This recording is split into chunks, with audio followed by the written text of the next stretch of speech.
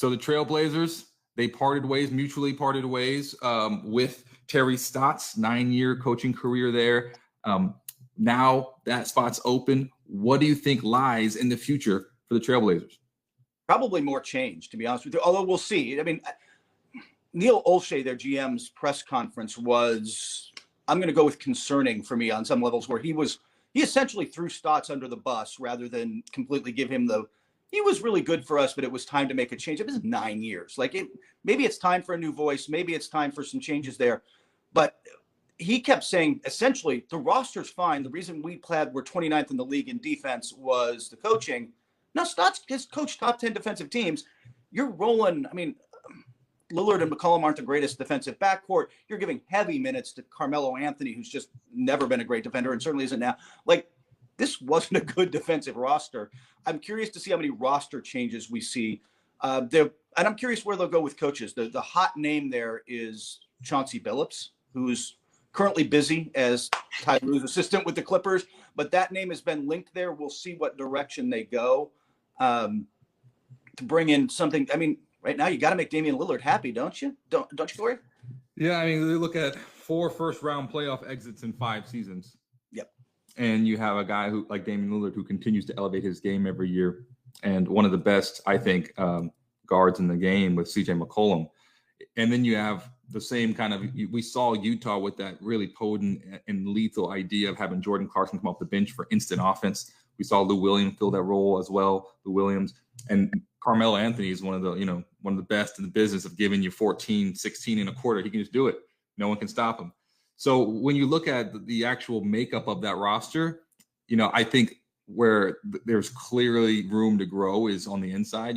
They've never really, all season long, they were kind of just rotating due to injuries. But Collins, Cantor, and Nurkic trying to figure out what is the right balance down there, and Covington. But yeah, it's an interesting conundrum, because every time I watch the Portland Trailblazers play, I'm thinking to myself, this team should be better.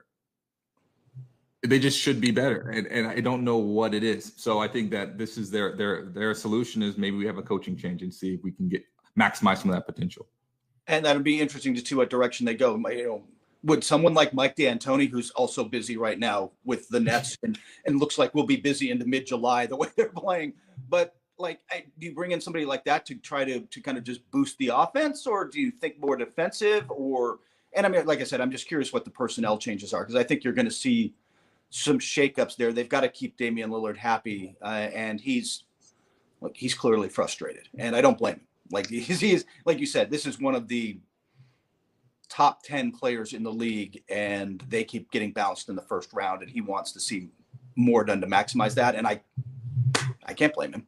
Yeah, but it's one of those scenarios too, Kurt, where you have to kind of understand, I think in these type of scenarios where you have a player that's doing heroic efforts night in, night out just to keep you in contention, generally speaking, on those type of teams, the star player will have to take a step back in order to kind of recalibrate the whole system, right? It's almost like you're too heavy on that engine, so you're blowing out that engine, right? But the problem is that if you set those kind of standards and say, hey, you're the guy who scores 30 points a game and you're the guy who does this, how do you say, actually, we need you to score 25 points a game? It's the same scenario that we saw with LeBron and Anthony Davis, right? You bring in Anthony Davis, LeBron's numbers are going to change because the game changes, right? Now the offense goes through Anthony Davis. So I'm curious to see if a coach would be, have the courage, and if Damian Lillard would want to say, okay, look, what has been happening, my numbers are out of this world, and everyone knows I can play. But is that the best thing for my team in order to win games more than just this first round, or more than just all-star appearances? If I want to win a championship, how do I need to change my game in order to allow other people around me to get better? And that's a really hard conversation to have. So I'm not sure what that looks like. Yeah, that's a really great point, and I think that's why hiring the right coach matters. Chauncey Billups might be a guy who can make that argument. Even Mike D'Antoni, like some of the names they're going to talk about, have the gravitas to come in and make that point where, if you promote an assistant from somewhere, that might be tougher. I think that they've got to go with somebody veteran. Terry Stotts, by the way, is going to land on his feet. There's an opening in Indiana that he has been linked to, sadly, since before that opening existed. But Nate Bjorkgren's out in Indiana, and he had a rough go of it in his first year. I think he learned a lot of hard lessons about communication as a coach. it'll be interesting to see what direction they go. But Stotts has been linked there for a while. Yeah, well, and Indiana too was part of that blockbuster Harden trade that shook up the league. So imagine your first season coaching, and then that happens. Yeah, it is, and I just think, look, I think we all learned from our.